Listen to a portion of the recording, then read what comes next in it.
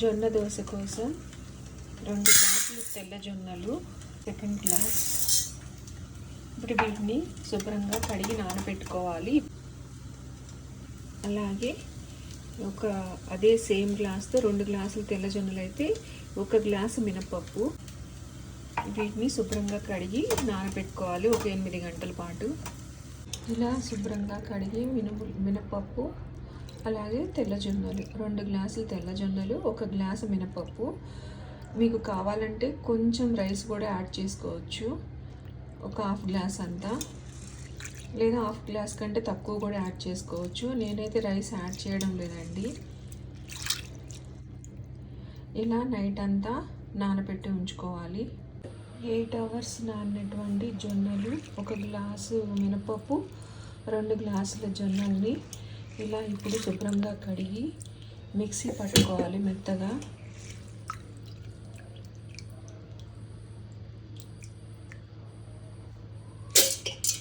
ఇలా జాలించి వేసుకోవాలి.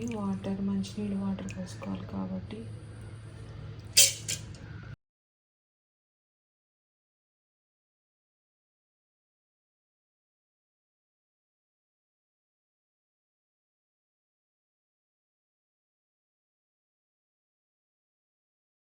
కొంచెం సాల్ట్ కలుపుకొని తగినంత ఇప్పుడు దోశలాగా వేసుకోవడమేను.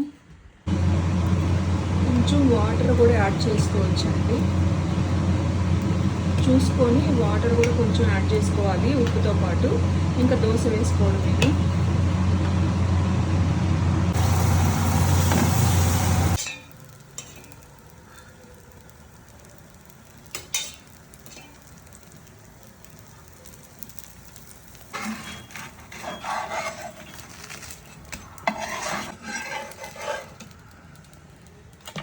టేస్టీగా ఉండే జొన్న dosa ready.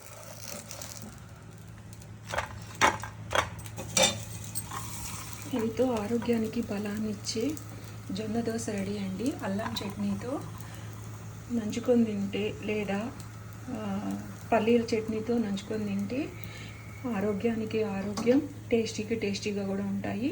Please subscribe my channel అండి.